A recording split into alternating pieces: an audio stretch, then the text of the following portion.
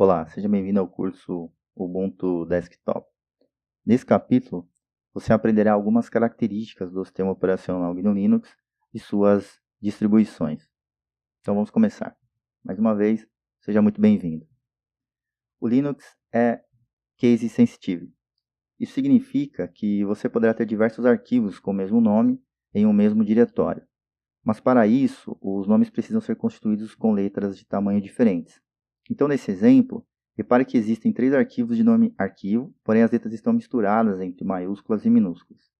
Claro que na prática isso não faz muito sentido, mas para o exemplo ele é válido. A próxima característica seria quanto à permissão de execução de um arquivo. Por padrão, essa opção é desabilitada ao criar um arquivo qualquer.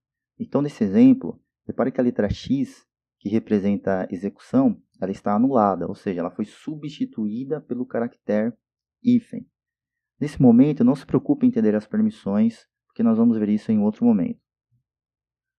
Outra característica importante é quanto à necessidade de ocultar arquivos e diretórios.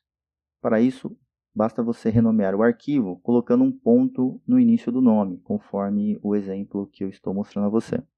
No capítulo 4, nós praticaremos essa característica. Outra característica que eu julgo uma das mais importantes apresentadas nesse curso é quanto ao entendimento sobre as camadas que compõem o sistema operacional Linux.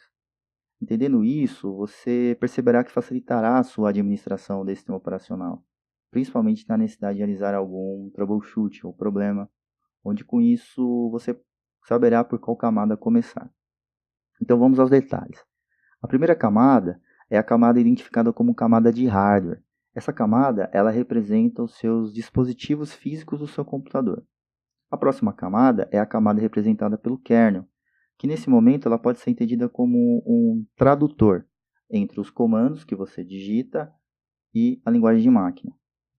Continuando, nós temos a camada shell, ou modo texto, onde, através dos terminais de acesso, você consegue trabalhar com Linux nessa camada. Então, nós temos o terminal 1, representado pelo arquivo TTY, o terminal 2, 3, 4, 5 e 6. Só que nós também temos o terminal 7 e o terminal 8. Porém, esses dois últimos terminais, eles te dão acesso à camada de interface gráfica. Claro, desde que essa camada já esteja instalada no sistema operacional GNU Linux.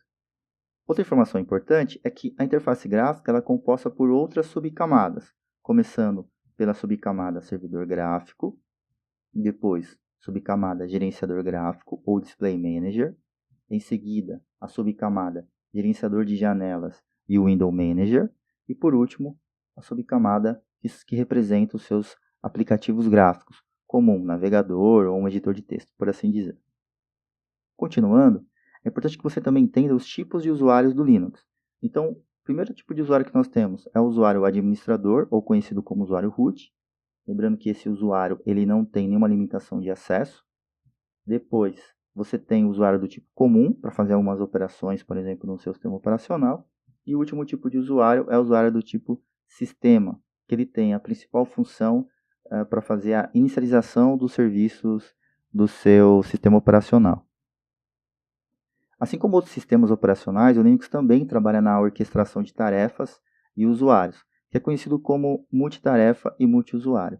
Então, o Linux ele consegue fazer a orquestração das tarefas e também dos usuários do sistema operacional. O Linux também trabalha no padrão POSIX. O que significa POSIX? POSIX é a compatibilidade entre sistemas operacionais. Então, o Linux ele sabe se comunicar com os outros sistemas operacionais. Só por curiosidade, o POSIX significa Portable Operating System Interface.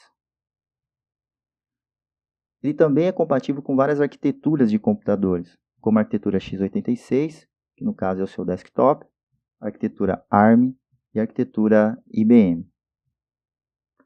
E por último, mas não menos importante, você precisa entender como o Linux identifica os dispositivos físicos do computador. Então, repare que nesse desenho, ao adicionar um novo HD, por exemplo, o Linux o representa através de um arquivo de característica específica, conhecido como arquivo de bloco. Fique tranquilo porque nós vamos estudar isso com mais profundidade no capítulo 10. Entendido essa parte sobre as características do Linux, também é importante que você entenda do porquê existir tantas distribuições Linux atualmente. Mas antes é necessário que você entenda a filosofia do Linux para que, ao apresentar as características das distribuições, faça mais sentido para você. Então, o Linux ele pode ser executado para qualquer finalidade. Você pode estudar e alterar o funcionamento do software, você pode redistribuir essas cópias do software, e você também pode copiar e redistribuir o programa sem a cobrança de licença de uso. Então, por que tantas distribuições? Aqui eu listo as 4 principais que são: configuração de serviços, instalação de programas, a localização dos arquivos de configuração e a configuração da interface de rede. Isso daqui são as características, são as principais características que diferem entre uma distribuição e outra. É muito importante que você entenda isso, guarde isso, porque lá na frente vai fazer mais sentido para você. Para melhor compreensão, é necessário que façamos algumas separações entre as distribuições. Então nós vamos fazer o seguinte, nós vamos entender primeiro as distribuições livres e corporativas, e depois nós vamos entender as distribuições from scratch e provenientes. Uma distribuição livre, como por exemplo o Debian, Fedora ou Ubuntu, é uma distribuição que é mantida por uma comunidade de colaboradores, que não visam lucro sobre suas distribuições. Diferente de uma distribuição corporativa, como Red Hat, SUSE ou Oracle Linux, por exemplo. Essas distribuições elas são mantidas por empresas que cobram pelo suporte prestado. Agora, a questão de distribuições from scratch e provenientes é a seguinte.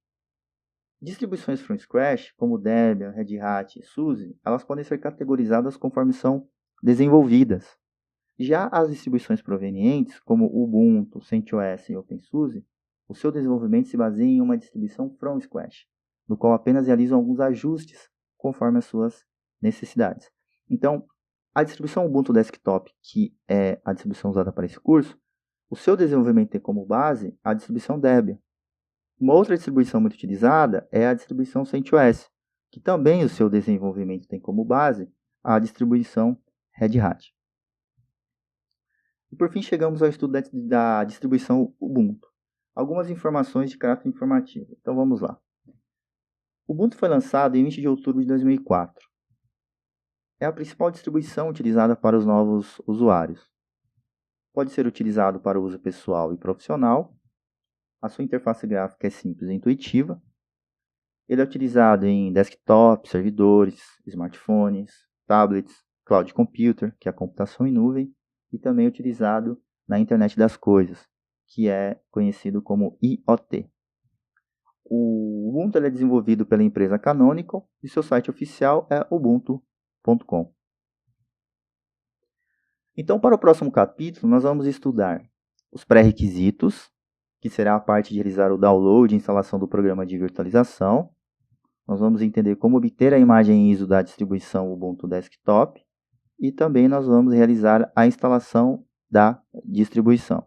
Bom, espero ter sido claro e objetivo na apresentação dessas informações e caso você tenha alguma dúvida, entre em contato através da área do aluno. Até o próximo capítulo.